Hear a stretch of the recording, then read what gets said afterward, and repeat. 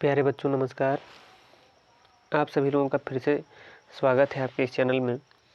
और ये वीडियो कक्षा 9 का अध्याय 9 है, जिसका नाम है बल तथा गति के नियम। ठीक है, ये देखिए लिखा हुआ है आपके सामने, बल तथा गति के नियम। तो बच्चों, ये इस अध्याय का सेकंड वीडियो है और फर्स्ट वीडियो में मैंने बहुत ही अच्छे से समझा दिया है इस पाठ को।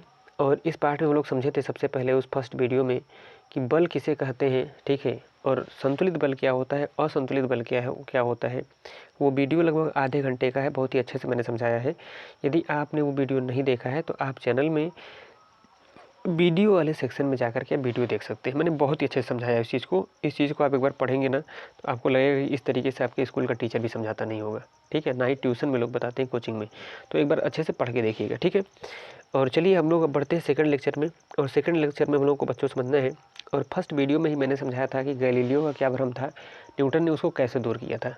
तो सेकंड इस वीडियो में हम लोग पढ़ेंगे गति के प्रथम नियम को, जिसे बच्चों जड़त्व के नियम से भी हम लोग जानते हैं। मतलब गति का प्रथम नियम को ही हम जड़त्व का नियम भी कहते हैं, ठीक है। तो आइए इस चीज़ को हम लोग समझते हैं। पहले तो पढ़ना क्या है, पढ़ना है हम लोगों को गति का प्रथम नियम। तो मैं यहाँ पर लिख देता हूँ गति का प्रथम नियम, प्रथम नियम, ठीक है। और इसी नियम को किस नाम से जानते हैं बताइए? तो इसी नियम को जानते हैं जड़त्व के नाम से, ठीक है। तो इस गति के प्रथम नियम को समझने से पहले बच्चों हम लोग को समझना पड़ेगा कि जड़त्व क्या होता है, जड़त्व किसे कहते हैं, ठीक है। तो जब हम ये समझ जाएंगे तब बहुत ही अच्छे से हमें समझ में आएगा कि जो है गति का प्रथम नियम क्या है, या इसी को जड़त्व का नियम क्यों कहते हैं। तो आइए सबसे पहले हम लोग जड़त्व को समझ लेते हैं। तो अब मैं आपको कुछ चीज़ें बता देता हूँ, ध्यान रखिएगा। जो जड़त्व होता है ना, वो द्रव्यमान के अनुक्रमानुपाती होता है। यानी जिस वस्तु का द्रव्यमान ज़्यादा होता है उसका जड़त्व भी क्या होता है, ज़्यादा होता है। तो सबसे पहले हम लोग समझते हैं भाई कि द्रव्यमान क्या होता है और जड़त्व क्या होता है, तब गति के प्रथम नियम को समझते हैं। तो द्रव्यमान जो होता है ना बच्चों, वो किसी वस्तु में स्थित पदार्थ की मात्रा होती है, ठीक है। जो पदार्थ की मात्रा होती है उस वस्तु के अंदर, वो उसका क्या होता है, द्रव्यमान। जैसे मैं ये उदाहरण बच्चों को खास करके देता हूँ, अंगूर के बारे में अगर बात कर लिया जाए तो अंगूर को आपने क्या देखा, अंगूर को अगर देखा आपने तो अंगूर में क्या होता है बताइए, छिलका होता है अंगूर का, है ना।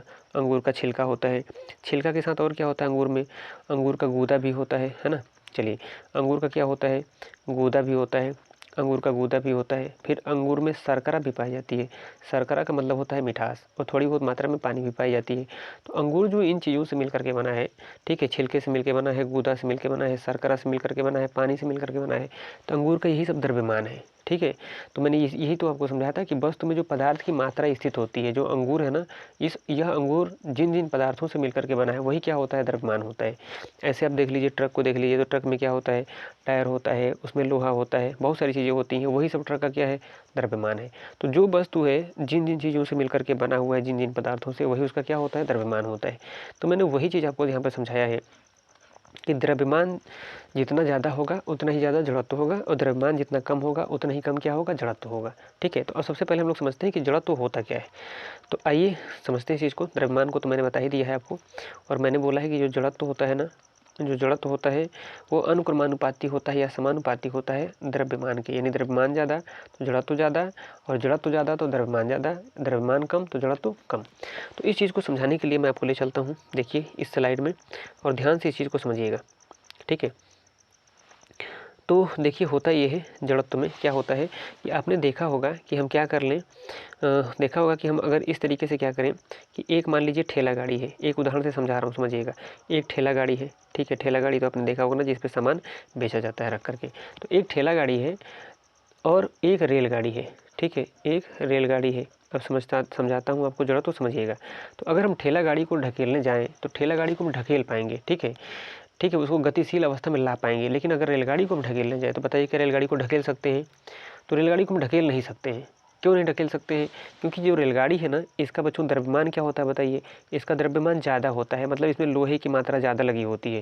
लेकिन जो ठेला गाड़ी है, ये जिन जिन चीज़ों से मिलकर के बना हुआ है उसकी मात्रा कम है किसकी तुलना में, रेलगाड़ी जिन जिन चीज़ों से मिलकर के बनी हुई है उसकी मात्रा की तुलना में। तो इसका द्रव्यमान क्या होगा, ठेला गाड़ी का द्रव्यमान रेलगाड़ी के द्रव्यमान की तुलना में क्या होगा बताइए, कम होगा। तो जो ठेला गाड़ी का द्रव्यमान है वो कम है, जबकि रेलगाड़ी का द्रव्यमान क्या है बताइए, ज़्यादा है। रेलगाड़ी का द्रव्यमान ज़्यादा है। और मैं आपको अभी समझा रहा था कि जिसका द्रव्यमान ज़्यादा होता है उसका जड़त्व ज़्यादा होता है, जिसका द्रव्यमान कम होता है उसका जड़त्व कम होता है। तो ठेला गाड़ी का हम कह सकते हैं कि यहाँ पर जड़त्व कम है, जबकि रेलगाड़ी का जड़त्व क्या है, ज़्यादा है। मतलब ठेला गाड़ी को जब हम ढकेलने जाएंगे अगर विरामावस्था में खड़ी है, इसको गतिशील अवस्था में लाना चाहेंगे तो इसको ढकेलेंगे मतलब इसके ऊपर बल लगाएंगे, ठीक है। तो ठेला गाड़ी तो चली जाएगी, लेकिन रेलगाड़ी को अगर हम विरामावस्था से गतिशील अवस्था में लाना चाह रहे हैं तो रेलगाड़ी के ऊपर हम बाह्य बल लगाते हैं, ढकेलने का प्रयास करते हैं, तो रेलगाड़ी हिलेगी डुलेगी तक नहीं, ठीक है। इसलिए नहीं हिलेगी डुलेगी क्योंकि इसका जड़त्व ज़्यादा है। और जड़त्व क्यों ज़्यादा हो गया? क्योंकि इसकी द्रव्यमान ज़्यादा है, तो द्रव्यमान ज़्यादा होने पर जड़त्व ज़्यादा होता है, और जिसका द्रव्यमान कम होता है उसका जड़त्व कम होता है। तो ठेला गाड़ी का जड़त्व कम है, जबकि जिसका जड़त्व ज़्यादा है, ठीक है, वो है रेलगाड़ी। और जड़त्व ज़्यादा क्यों है? क्योंकि इसका द्रव्यमान ज़्यादा है। तो वही चीज़ मैंने आपको समझाया था कि जड़त्व जो होता है वो द्रव्यमान से सीधा संबंध रखता है। अगर द्रव्यमान ज़्यादा है तो जड़त्व ज़्यादा होगा, द्रव्यमान कम होगा तो जड़त्व क्या होगा? कम होगा। ठीक इसी तरीके से तो आपने यहाँ पर क्या देखा कि जो रेलगाड़ी है इसका जड़त्व ज़्यादा है। अब इसी तरीके से हम लोग एक और उदाहरण समझे। मान लीजिए क्या करना है, एक गेंद है, समझिए इस चीज़ को, एक गेंद है। इस गेंद पे यदि हम किक मारें, किक का मतलब होता है लात मारना, है ना। तो इस गेंद पे अगर हम लात मारें तो क्या होगा बताइए? ये गेंद विस्थापित हो जाएगी, मतलब गतिशील अवस्था में आ जाएगी, गति करने लगेगी। लेकिन इसी गेंद की जगह अगर कोई मान लेते हैं कि बहुत बड़ा सा पत्थर है, ठीक है, पत्थर है। अब चलिए बना देता हूँ कि ये छोटा सा यहाँ पर गेंद था, लेकिन ये जो पत्थर है वो बहुत बड़ा सा, इतना बड़ा सा पत्थर है। अब इतना सा बड़ा का मतलब सिर्फ इतना ही बड़ा नहीं है, बहुत ज़्यादा बड़ा है। इसको मान के चलना है आपको कि एक बहुत बड़ा पत्थर है, और जो गेंद होता है वो क्या होता है? छोटी होती है। तो गेंद को अगर लात हम मारेंगे तो गेंद जो है गतिशील अवस्था में आ जाएगी, लेकिन जो बहुत बड़ा पत्थर है उस पर हम लात मारेंगे तो पत्थर हिलेगा डुलेगा भी नहीं, और ये भी हो सकता है कि हमें चोट लग जाए, है ना। तो जो पत्थर है हिल डुल नहीं रहा है। ऐसा क्यों हो रहा है? तो ऐसा इसलिए हो रहा है क्योंकि पत्थर का जो जड़त्व है बच्चों, वो क्या है बताइए? ज़्यादा है, ठीक है। तो अगर पत्थर हिल डुल नहीं रहा है तो हम ये कह सकते हैं कि जो पत्थर का जड़त्व है बच्चों, वो जड़त्व क्या है बताइए? ज़्यादा है। अब जड़त्व ज़्यादा है, पत्थर का जड़त्व ज़्यादा है, जबकि गेंद का जो जड़त्व है वो जड़त्व क्या है बताइए? कम है, ठीक है। अब गेंद का जड़त्व क्यों है? क्योंकि गेंद का जो द्रव्यमान होगा वो कम होगा, किसकी तुलना में? पत्थर की तुलना में। पत्थर बहुत बड़ा होगा तो उसमें तमाम सारे पदार्थ मिलकर के पत्थर को बनाएंगे, तमाम सारे पदार्थ मिलकर के बनाएंगे तो उस पत्थर का द्रव्यमान ज़्यादा होगा, ठीक है। जबकि गेंद छोटा होगा तो तमाम सारे छोटे पदार्थों से ही गेंद बना है, मतलब गेंद का द्रव्यमान कम है। तो गेंद का द्रव्यमान कम है तो इसका जड़त्व कम होगा, तो इसको लात से हम जब मारेंगे तो ये क्या होगा बताइए? इसके ऊपर प्रहार करने पर, किक करने पर ये गेंद विरामावस्था से गतिशील अवस्था में आ जाएगा। लेकिन जो पत्थर होता है इसका द्रव्यमान ज़्यादा है, तो ये आसानी से जो है गतिशील अवस्था में नहीं आ पाएगा। तो हम यहाँ पर ये कह सकते हैं कि जो गेंद है इसका जड़त्व कम है, जबकि पत्थर का जड़त्व क्या है बताइए? ज़्यादा है। तो इस तरीके से मैंने आपको जड़त्व समझाया। चलिए एक उदाहरण और समझते हैं, ठीक है। देखिए तो मैंने अभी तक आपको क्या समझाया है? 2 उदाहरण समझाया है, एक और उदाहरण समझाता हूँ, ध्यान से देखिएगा। ये तीसरा उदाहरण है। तीसरा उदाहरण क्या है कि मान लीजिए कि एक बक्सा है ना। क्या है बताइए? बक्सा है, ठीक है। और वो बक्सा है खाली। मान लेते हैं कि वो बक्सा क्या है बताइए? खाली है।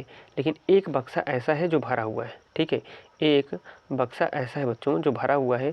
भरा हुआ होने का मतलब ये है कि उस बक्से में बहुत सारे कापी किताब भरे हुए हैं, ठीक है। तो अब बहुत सारे कापी किताब भरे हुए हैं उस बक्से के अंदर, तो हम क्या कहेंगे बताइए? हम कहेंगे कि उस बक्से का जो द्रव्यमान है, ठीक है, उस बक्से का जो द्रव्यमान है वो द्रव्यमान क्या हो गया बताइए? ज़्यादा हो गया। तो तीर ऊपर मैं बना रहा हूँ, तीर ऊपर होने का मतलब द्रव्यमान ज़्यादा है। जबकि एक बक्सा जो है वो बक्सा क्या है बताइए? खाली है। तो हम ऐसा बोल सकते हैं कि बक्सा अगर खाली है तो इसका द्रव्यमान क्या होगा बताइए? कम होगा, ठीक है। तो इसका द्रव्यमान क्या हो जाएगा? कम हो जाएगा। कम होने के लिए तीर नीचे कर देता हूँ। तो अब बताइए, आप ही बताइए कि किसका जड़त्व ज़्यादा होगा, किसका जड़त्व कम होगा? अगर हम धक्का दें तो खाली बक्से को धक्का देंगे तो ये बक्सा आसानी से गति करने लगेगा, जबकि किताब से भरे हुए बक्से को धक्का देंगे तो बक्सा आसानी से गति नहीं करेगा, ठीक है। ये हिलेगा भी डुलेगा नहीं, ठीक है, अगर बहुत ज़्यादा किताब भरा हुआ तो हम कहेंगे कि जो ये बक्सा जिसमें किताब भरा हुआ है इसका द्रव्यमान ज़्यादा है, तो मतलब इसका जड़त्व क्या है बताइए? इसका जड़त्व ज़्यादा है। लेकिन इसका द्रव्यमान कम है तो हम कहेंगे कि इसका जड़त्व जो है वो क्या है बताइए? इसका जड़त्व कम है, मतलब इसका जड़त्व कम है, जबकि इसका जड़त्व क्या है बताइए? ज़्यादा है। तो जड़त्व यही होता है कि मतलब जिसका द्रव्यमान ज़्यादा है उसका जड़त्व ज़्यादा होगा, जिसका द्रव्यमान कम होगा उसका जड़त्व कम होगा, ठीक है। तो ये जड़त्व के बारे में मैंने आपको जानकारी दिया। अब जड़त्व की आइए परिभाषा लिख के हम लोग समझ लेते हैं कि जड़त्व क्या होता है, ठीक है। तो ये मैंने आपको बच्चों समझाया है द्रव्यमान और जड़त्व के बीच में क्या संबंध है। तो मैं आपको दिखा देता हूँ ये कहाँ पर लिखा है, ध्यान से देखिए। ये देखिए, ये देखिए, ये रहा आपके स्क्रीन पर लिखा हुआ दिखाई दे रहा है, द्रव्यमान तथा जड़त्व। यहाँ पर देखिए, तो मैंने इस चीज़ को समझाया है कि द्रव्यमान क्या होता है और जड़त्व क्या होता है, और जो जो उदाहरण मैंने दिया है वो सारे उदाहरण इसमें लिखे हुए हैं। चलिए देखिए, आपको दिखा देता हूँ। देखिए बोल रहा है कि पुस्तक से भरे हुए बक्से को धक्का देना आसान नहीं होता है, मैंने आपको बताया ही था ये सब चीज़। फिर पत्थर की बात किए थे तो पत्थर के बारे में भी मैंने बताया था। फिर ठेला गाड़ी या रेलगाड़ी की जब हम बात कर रहे थे तो उसको मैंने बताया था। तो ये तीनों चीज़ मैंने बता दिया, और इसमें हम लोगों ने ये देखा कि द्रव्यमान जिसका ज़्यादा होता है उसका जड़त्व ज़्यादा होता है। अब बात करना है कि आखिर जड़त्व है कौन सी भला? जड़त्व मैं बार बार चिल्ला रहा हूँ, तो जड़त्व क्या है? आइए इस चीज़ को समझ लेते हैं कि जड़त्व तो क्या होता है। तो ये रहा आपके सामने परिभाषा, ध्यान से देखिएगा जो कि लिखा हुआ है आपकी स्क्रीन पर, ठीक है। चलिए जड़त्व तो क्या होता है समझिए, ये लिखा हुआ है देखिए। अब आपको समझा देता हूँ कि जड़त्व तो क्या है। देखिए बोल क्या रहा है कि जड़त्व तो क्या होता है, किसी वस्तु का एक ऐसा गुण होता है जो उसकी विरामा अवस्था या गति की अवस्था में जो परिवर्तन होने वाला होता है उसका विरोध करता है। अब इसका मतलब क्या है, चलिए समझाता हूँ। इसका मतलब बच्चों ये है ना कि, चलिए मैं इधर लिखता हूँ, समझिएगा। मैं यहाँ पर लिखता हूँ कि जो जड़त्व होता है वो क्या करता है, जड़त्व जो होता है वो किसी वस्तु का प्राकृतिक गुण होता है। चलिए मैं यहाँ पर लिख रहा हूँ कि जो जड़त्व है वो किसी भी वस्तु का, है ना, किसी वस्तु का कैसा गुण है बताइए, नेचुरल है, मतलब प्राकृतिक गुण है, प्राकृतिक गुण होता है, ठीक है। वो प्राकृतिक गुण होता है जो कि क्या करता है, तो वो जो जड़त्व होता है वो क्या करता है, उस वस्तु के विरामा अवस्था, ठीक है, विरामा अवस्था का अथवा गतिशील अवस्था का क्या करेगा बताइए, विरोध करेगा। अब इसका मतलब क्या है, इसका मतलब ये है कि वस्तु में अगर जड़त्व का गुण पाया जा रहा है तो अगर वो वस्तु विरामा अवस्था में है तो उसको अगर आप गतिशील अवस्था में लाने का प्रयास करना चाहेंगे तो गतिशील अवस्था में जल्दी नहीं आना चाहेगी। तो ये जो गतिशील अवस्था में नहीं आना चाहेगी, जो ये विशेषता है ना, यही जड़त्व है। और अगर कोई वस्तु गतिशील अवस्था में है उसको आप क्या करेंगे कि विरामावस्था में लाना चाह रहे हैं तो वो जल्दी विरामावस्था में नहीं आना चाहेगी। तो ये भी क्या है बताइए, जड़त्व का ही उदाहरण है। मतलब जड़त्व किसी वस्तु का ऐसा प्राकृतिक गुण होता है जो उसकी गति का विरोध करता है। अगर वो गतिशील अवस्था से विरामावस्था में आना चाहती है तो नहीं आने देगा, ठीक है, या विरामावस्था से गतिशील अवस्था में जाना चाहती है तो नहीं आने देगा। तो जड़त्व यही होता है, ठीक है। चलिए मैं आपको थोड़ा सा और समझाता हूँ जड़त्व के बारे में, तब ज़्यादा समझ में आएगा। चलिए दिखाता हूँ आपको कि जड़त्व क्या होता है, समझिए इस चीज़ को।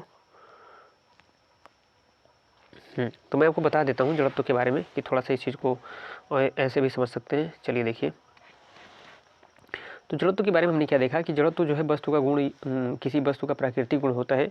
और जड़त्व ये कहता है कि यदि कोई वस्तु जो विरामावस्था में है, ठीक है, अगर कोई वस्तु विरामा अवस्था में है तो वो विरामा अवस्था में ही रहना चाहती है। और वहीं पर अगर कोई वस्तु गतिशील अवस्था में है, ठीक है, गतिशील अवस्था में है, ठीक है, गतिशील अवस्था में है तो वो गतिशील अवस्था में ही रहना चाहती है। और यही क्या है बताइए, जड़त्व कहलाता है। यही जड़त्व का नियम है कि कोई वस्तु अगर विरामावस्था में है तो विरामावस्था में ही रहना चाहेगी, कोई वस्तु अगर गतिशील अवस्था में है, ठीक है, गतिशील अवस्था में है तो गतिशील अवस्था में ही रहना चाहती है। तो हम क्या देख रहे हैं कि विरामावस्था में है तो विरामावस्था में ही रहना चाहती है, मतलब विरामावस्था से गतिशील अवस्था में जाने के लिए विरोध जो हो रहा है ना, वही क्या है, जड़त्व है। और गतिशील अवस्था में है तो गतिशील में ही रहना चाहती है, मतलब गतिशील अवस्था से विराम अवस्था में जाने का क्या करेगी, विरोध करेगी। तो ये वस्तु का एक प्रकार का प्राकृतिक गुण होता है और यही क्या कहलाता है, जड़त्व कहलाता है। तो उम्मीद है कि ये चीज़ आपको समझ में आ गया होगा। अब जड़त्व के कुछ अनुप्रयोग देखने को मिलता है, कुछ उदाहरण देखने को मिलता है। तो आइए उदाहरण समझते हैं। अब पहला उदाहरण समझ जड़त्व का क्या है पहला जड़त्व का हम पहला एग्जाम्पल ये देखते हैं कि जैसे कैरम बोर्ड पे जो रखा होता है, क्या बोलते हैं उसको, कैरम बोर्ड तो आपने देखा होगा ना। चलिए दिखाता हूँ आपको, कुछ यहाँ पर बना भी हुआ है। चलिए इसी चीज़ को देख लेते हैं हम लोग, तो ज़्यादा समझ में आ जाएगा। हाँ, इस फिगर को आप ध्यान से देखिएगा, इस फिगर को ध्यान से देखिए। इस फिगर में क्या हो रहा है, इस फिगर में ये दिखाया जा रहा है कि ये कैरम बोर्ड है। कैरम बोर्ड पे ये गोटी रखी हुई है। तो गोटी रखी हुई है तो हम क्या देखते हैं कि इस वाली गोटी से खूब जोर से ये निचली गोटी पे हम प्रहार करते हैं। देखिए व्हाइट वाली गोटी यहाँ चली गई है और नीचे वाली जो रेड गोटी है ना, इसके ऊपर प्रहार कर रही है। तो हम देखते हैं कि जैसे व्हाइट वाली जा करके इस रेड वाली पे प्रहार करती है तो रेड वाली कहीं इधर उधर निकल जाती है, लेकिन बाकी की गोटियाँ इधर उधर नहीं निकलती हैं, बाकी की गोटियाँ नहीं गिरती हैं, वो फिर से ऐसे सीधे की सीधे खड़ी रहती है। मतलब लाल वाली निकल जाती है, बाकी सब ऐसे ही खड़ी की खड़ी रह जाती हैं। तो इससे हमने क्या देखा, इससे हमने ये देखा कि यदि कोई वस्तु गतिशील अवस्था में है तो गतिशील अवस्था में रहना चाहती है, और कोई वस्तु विरामावस्था में तो विरामावस्था में ही रहना चाहती है। अब ये व्हाइट वाली गतिशील अवस्था में थी तो ये टकराई लाल वाली से, तो उसको गतिशील अवस्था में ला दी। लेकिन ये सब विरामा अवस्था में थी, ठीक है, ये सब विरामा अवस्था में थी तो ये विरामा अवस्था में ही रहेंगी, तो ये सब गिरती नहीं है। तो ये तो पहला है। और ये ऐसा क्यों हो रहा है बताइए, जड़त्व के कारण हो रहा है। तो यहाँ पर हमने क्या देखा, हमने ये देखा है कि जो ये कैरम है उस कैरम के साथ ऐसा कुछ हो रहा है, किसकी वजह से बताइए, जड़त्व की वजह से हो रहा है। तो ऐसे ही कुछ हम लोगों को नियम अनुप्रयोग देखने को मिलता है। चलिए फिर यहाँ पर आपको दिखाता हूँ। ये देखिए, ये भी एक उदाहरण है। क्या एक उदाहरण है, आप अपने घर पे भी ऐसा करके देख सकते हैं। इन्होंने दिखाया है कि एक गिलास है, ठीक है, उस गिलास के ऊपर एक गत्ता रखे हैं और गत्ते के ऊपर एक सिक्का इन्होंने रखा है। अब क्या कर रहे हैं, खूब जोर से क्या कर रहे हैं, गत्ते के ऊपर प्रहार कर रहे हैं। गत्ते के ऊपर जिस तरीके से चुटकी बजाया जाता है उस तरीके से बल लगा रहे हैं। तो जैसे गत्ते के ऊपर इन्होंने बल लगाया तो गत्ता क्या हुआ, आगे की तरफ निकल गया। ये देखिए दिखा रहे हैं कि गत्ता आगे की तरफ निकल जाता है, लेकिन सिक्का क्या करता है, उसी गिलास में गिर जाता है। ठीक है, सिक्का उस गत्ते के साथ बाहर नहीं आता है, इधर नहीं जाता है। तो ऐसा क्यों होता है, हम बल लगा रहे हैं गत्ते के ऊपर तो गत्ता जो है गतिशील अवस्था में आ गया। ठीक है, लेकिन ये सिक्का जो है, इस सिक्के के ऊपर बल नहीं लग रहा है, तो सिक्का विरामावस्था में था पहले, तो विरामावस्था में ही रहना चाहेगा। और जड़त्व का यही नियम है कि कोई वस्तु अगर विरामावस्था में है तो विरामावस्था में ही रहना चाहती है, और कोई वस्तु अगर गतिशील अवस्था में है तो गतिशील अवस्था में ही रहना चाहती है। तो मतलब इस गत्ते के ऊपर हमने बल लगाया तो ये गत्ता गतिशील अवस्था में आ गया, तो गतिशील अवस्था में ही रहना चाहता था तो ये निकल गया आगे। लेकिन इस वस्तु के ऊपर अर्थात इस सिक्के के ऊपर बल नहीं लगा तो ये विरामा अवस्था में है, तो ये विरामा अवस्था में ही रहना चाहती है।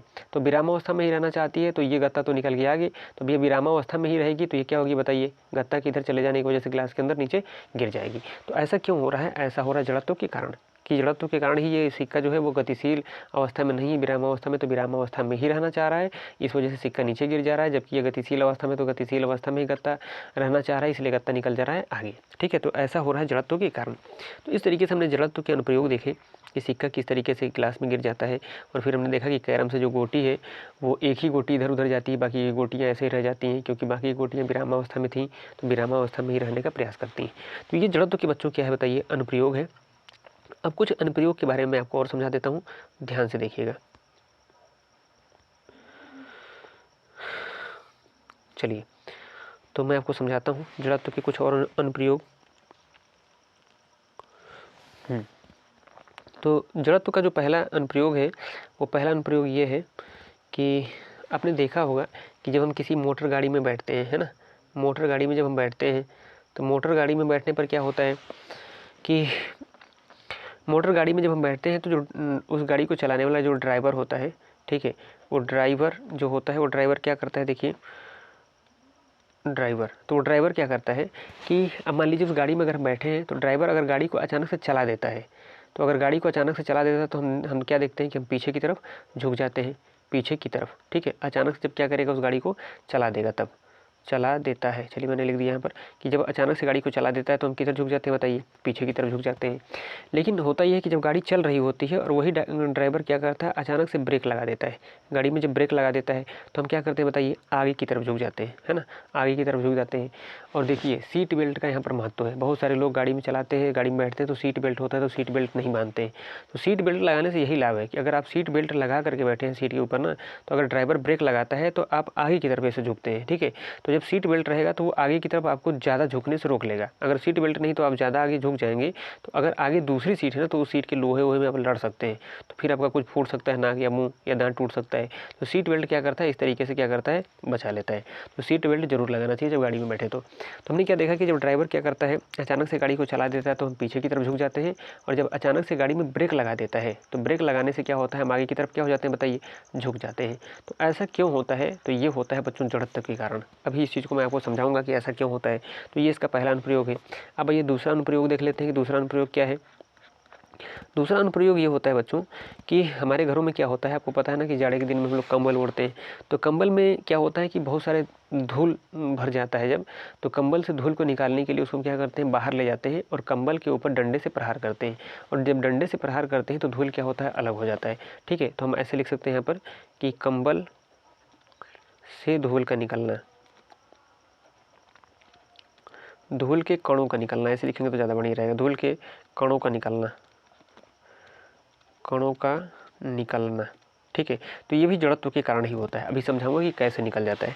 तो ये तीन उदाहरण हो गया आपके सामने। पहला उदाहरण था कि हम आगे की तरफ झुक जाते थे, फिर था कि हम पीछे की तरफ झुक जाते थे, तो वो दो तो हो ही गया था। अब ये तीसरा था। ठीक है, तो ये तीसरा मैंने आपको उदाहरण लिख के दिखा दिया। अब एक और उदाहरण लिख के दिखाता हूँ, इसका चौथा उदाहरण देखिए। चौथा उदाहरण ये होता है, आपने देखा होगा ना कि जब हम कपड़े को धोते हैं तो कपड़े को धो करके अगर हम उसको सुखाना चाहते हैं तो क्या होता है, सुखाने से पहले हम क्या करते हैं, उसको कहीं ना कहीं फैलाना पड़ता है, टांगना पड़ता है। तो किसी तार पे टांगना पड़ता है, तो उसको टांगने से पहले कपड़े को हम झटका देते हैं। तो झटका देने से हमने क्या देखा कि झटका देने से हमने देखा कि जो उसमें पानी होता है वो पानी बूंद बूंद के रूप में इधर उधर बिखर जाता है, पानी उस कपड़े से दूर हो जाता है, और कपड़े में जब पानी की मात्रा कम हो जाती है तो कपड़ा जल्दी सूख जाता है। ठीक है, तो कपड़े को झटका देने पर पानी जो दूर हो जाता है और कपड़ा जल्दी सूख जाता है, ये भी जड़त्व का ही उदाहरण है। अभी समझाऊंगा इस चीज़ को कि कैसे होता है। तो मैं इसको लिख लेता हूँ कि गीले कपड़े से जल बूंद का दूर होना, ठीक है, जल बूंद का दूर होना, तो ये भी होता है जड़त्व के कारण ही। तो ये 4 उदाहरण मैंने आपके सामने लिख दिया, ठीक है। अब एक उदाहरण और लिखता हूँ, ध्यान से देखिएगा। हालांकि ये उदाहरण आपके बुक में नहीं है, लेकिन मैंने थोड़ा सा लेवल बढ़ा दिया है ताकि आपको ज़्यादा चीज़ें समझ में आए, ठीक है, अपने कंपटीटर से आप आगे निकल पाएँ। जो सब लोग जानते हैं वो आप भी जानेंगे, तो फिर उसके में आप में अंतर क्या रहेगा, तो मैंने थोड़ा सा लेवल बढ़ाया है, ठीक है। और देखते हैं कि कोई उदाहरण और मिल जाए। चलिए इतने को हम लोग समझ लेते हैं, ठीक है। अब इस चीज़ को मैं आपको समझाता हूँ, देखिए कैसे होता है। आपने क्या देखा था कि जब हम गाड़ी में बैठते हैं तो जो ड्राइवर होता है जब गाड़ी को चला देता है तो हम पीछे की तरफ झुक जाते हैं। तो ऐसा क्यों होता है? या जब ब्रेक लगाता है तो आगे की तरफ झुक जाते हैं, ऐसा क्यों होता है? तो समझिए इस चीज़ को। जब हम गाड़ी की सीट पे बैठे होते हैं तो जो सीट होता है वो गाड़ी में टच होता है, और सीट पे हम बैठे होते हैं तो हमारा कौन सा हिस्सा सीट के टच में रहता है बताइए? तो आप देखेंगे कि हमारा जो कमर से नीचे का हिस्सा होता है वो सीट के टच में होता है, ठीक है। तो जब ड्राइवर क्या करता है, ड्राइवर कमर से जो नीचे का हिस्सा है वो सीट के टच में है, ठीक है। और अभी अपने जड़त्व के नियम में क्या पढ़ा कि अगर गतिशील अवस्था में है तो गतिशील अवस्था में ही रहना चाहेगी, विरामावस्था में है तो विरामावस्था में ही रहना चाहेगी। गाड़ी को ड्राइवर जैसे ही चलाता है तो गाड़ी गतिशील अवस्था में आ जाती है। अब गाड़ी के ऊपर ही सीट लगा हुआ है तो सीट भी गतिशील अवस्था में आ जाएगा, और जो कमर से नीचे का हिस्सा जो सीट पर है हमारा, ठीक है, अब वो सीट गतिशील अवस्था में आ गया क्योंकि गाड़ी में लगा है, और गाड़ी को ड्राइवर ने चला दिया तो गाड़ी गतिशील अवस्था में आ गई है। तो जब गाड़ी गतिशील अवस्था में आ गई तो सीट भी गतिशील अवस्था में आ गया, और कमर से नीचे का हिस्सा जो सीट पे था वो भी गतिशील अवस्था में आ जाता है। लेकिन जो हमारा कमर से ऊपर का हिस्सा होता है वो सीट के टच में नहीं होता है, तो वो क्या होता है कि वो विरामावस्था में होता है, तो विरामा अवस्था में ही रहना चाहता है। और जड़त्व का यही नियम है कि विरामावस्था में तो विरामावस्था में ही रहना चाहेगा। तो ये कमर से ऊपर का हिस्सा तो विरामावस्था में ही रहना चाहता है, तो इसलिए वह अपने ही जगह पर रह जाता है, जबकि जो कमर से नीचे का हिस्सा होता है वो सीट और गाड़ी के गतिशील अवस्था में आने की वजह से उसके साथ गति करने लगता है। तो हमारा जो कमर से ऊपर का हिस्सा है वो पीछे का पीछे रह जाता है, जबकि हमारा कमर से नीचे का हिस्सा थोड़ा सा आगे निकल जाता है। और यही कारण है कि जब ड्राइवर गाड़ी को चलाता है तो हम पीछे की तरफ झुक जाते हैं, ठीक है। और अचानक से जब ब्रेक लगाता है तब क्या होता है? ब्रेक लगाता है तो ब्रेक लगाने की वजह से हम क्या होता है, आगे की तरफ झुक जाते हैं। तो यहाँ पर कौन सा नियम काम कर रहा है बताइए? जड़त्व का नियम काम कर रहा है कि अगर विरामावस्था में है तो विरामावस्था में ही रहना चाह रहा है, ठीक है। अब देखिए ब्रेक लगाने पे आगे की तरफ कैसे झुक जाते हैं? जब गाड़ी चल रही होती है तो गाड़ी गतिशील अवस्था में होती है, तो गाड़ी के साथ सीट लगा है तो सीट भी गतिशील अवस्था में होता है, और सीट पे हम बैठे होते हैं तो सीट में जितना हमारा बॉडी का पार्ट टच होता है वो भी गतिशील अवस्था में होता है। तो ड्राइवर क्या करता है, जब ब्रेक लगाता है तो गाड़ी तो गतिशील अवस्था से विरामावस्था में तुरंत आ जाती है, लेकिन नियम हम लोग ये पढ़े जड़त्व का कि अगर गतिशील है तो गतिशील में ही रहना चाहता है। तो जैसे उसने ब्रेक लगाया, उसके ब्रेक लगाने से गाड़ी विरामावस्था में आ गई, लेकिन उस टाइम पे जब गाड़ी गति कर रही थी तो हम गति कर रहे थे गाड़ी के साथ, तो हम अभी भी गति ही करना चाहते हैं, इस वजह से हम आगे की तरफ झुक जाते हैं, ठीक है। तो इस तरीके से यहाँ पे जड़त्व काम कर रहा है, तो आगे झुकना और पीछे झुकना जड़त्व काम करता है वहाँ पर, ठीक है। अब चलिए इस चीज़ को समझते हैं कि कंबल से धूल कैसे अलग हो जाता है। तो कंबल से धूल को अलग करने के लिए हम क्या करते हैं कि कंबल को लेके जाते हैं बाहर और उसकी पिटाई करते हैं डंडे से। तो होता यह है कि डंडा गति करता हुआ जब कंबल के ऊपर गिरता है तो डंडे की गति की वजह से कंबल गति करने लगता है, लेकिन जो धूल के कण होते हैं वो क्या करते हैं, वो विरामा अवस्था में होते हैं, ठीक है, कंबल के ऊपर, तो विरामा अवस्था में ही रहना चाहते हैं। जैसे आपने क्या किया, देखिए देखता हूँ इसका फिगर बना है कि नहीं, फिगर बना होगा तो और अच्छे से समझ पाएंगे। चलिए एक बार कोशिश करते हैं, देखते हैं। तो इसका फिगर तो नहीं दिखाया जा रहा है, कहीं पर नहीं है फिगर। चलिए आपको समझाता हूँ, ऐसे सुनिएगा। तो मैंने क्या समझाया कि कंबल के ऊपर जब डंडे से प्रहार करते हैं तो डंडे की गति के कारण कंबल गतिशील अवस्था में आ जाता है, जबकि धूल के कण विरामा अवस्था में ही रह जाते हैं, ठीक है। तो वो जैसे ही कंबल को पीटेंगे वो गतिशील अवस्था में आएगा, और जो धूल का कण है वो विरामा अवस्था में आएगा। मतलब इन दोनों की अवस्थाएं क्या हैं, अलग अलग हैं। तो इस तरीके से जो है कण बाहर हो जाएगा और कंबल अलग हो जाएगा, ठीक है। फिर दूसरा चीज़ क्या है, देखिए कि कपड़ा जो गीला होता है उसको हम जब झटका देते हैं तो होता यह है कि जो कपड़े के अंदर जल की बूंद होती है वो विरामा अवस्था में ही रहती है, लेकिन जब हम झटका देते हैं तो कपड़ा किस अवस्था में आ जाता है, गतिशील अवस्था में आ जाता है। तो कपड़ा तो गतिशील अवस्था में आ गया, लेकिन बूंद विरामा अवस्था में ही रह गई, तो बूंद उससे क्या हो जाती है, अलग हो जाती है। तो ये सब क्या हो रहा है, जड़त्व के कारण हो रहा है कि गतिशील अवस्था में तो गतिशील अवस्था में ही रहना चाहेगा। जैसे कपड़े को झटका दिए तो गतिशील अवस्था में आ गया तो गतिशील अवस्था में ही रहना चाहता है, जबकि जो जल बूंद होती है वो विरामा अवस्था में ही रहना चाहती है, इसलिए उससे क्या होती है, दूर हो जाती है। तो जड़त्व का नियम यही है कि गतिशील अवस्था में तो गतिशील अवस्था में रहना चाहेगा, और विरामा अवस्था में तो विरामा अवस्था में ही रहना चाहेगा। तो ये इस तरीके से जड़त्व का नियम हम लोग समझ लिए हैं। तो इस लेक्चर में हम लोग क्या क्या कवर किए आपको समझा देता हूँ। चलिए, इस लेक्चर में हम लोगों ने बहुत अच्छे से समझा कि जड़त्व क्या होता है, ठीक है, जड़त्व क्या है। और मैंने आपको बताया था कि जड़त्व को ही हम गति का प्रथम नियम भी कहते हैं, ठीक है। गति का कौन सा नियम कहते हैं? प्रथम नियम कहते हैं। फिर हमने आपको समझाया था कि जो जड़त्व होता है ये क्या होता है, किसी वस्तु का प्राकृतिक गुण होता है कि गतिशील अवस्था में तो गतिशील अवस्था में ही रहना चाहिए, विरामावस्था में तो विरामावस्था में ही रहना चाहिए। और जड़त्व और द्रव्यमान के साथ हम लोगों ने एक संबंध देखा, और वो संबंध क्या था? सीधा संबंध था। वो सीधा संबंध ये बताता है कि जिस वस्तु का द्रव्यमान जितना ज़्यादा होगा, ठीक है, उसका जड़त्व भी उतना ही ज़्यादा होगा। जैसे मैंने रेलगाड़ी का उदाहरण लिया था कि रेलगाड़ी का द्रव्यमान ज़्यादा है तो रेलगाड़ी हिलती डुलती नहीं है, जबकि ठेले गाड़ी का द्रव्यमान कम है तो हिल डुल जाता है ना। और ये जड़त्व के कारण ऐसा हो रहा है। तो इस वीडियो में मैंने बहुत ही अच्छे से आपको समझाने का प्रयास किया है कि गति का प्रथम नियम क्या है। अब अगले लेक्चर में हम लोग पढ़ेंगे गति के द्वितीय नियम के बारे में, ठीक है। तो अब मिलते हैं अगले वीडियो में। आप वीडियो देखने के बाद क्या करेंगे, चैनल को सब्सक्राइब कर लीजिएगा और नोटिफिकेशन वाले बटन को टच करके ऑल पे सिलेक्ट कर लीजिएगा ताकि वीडियो का नोटिफिकेशन आपको मिलता रहे, ठीक है। और चैनल को सब्सक्राइब कीजिए, वीडियो को लाइक कर दीजिएगा और वीडियो को शेयर कर दीजिएगा। मिलते हैं अगली वीडियो में। नमस्कार, जय हिंद, जय भारत।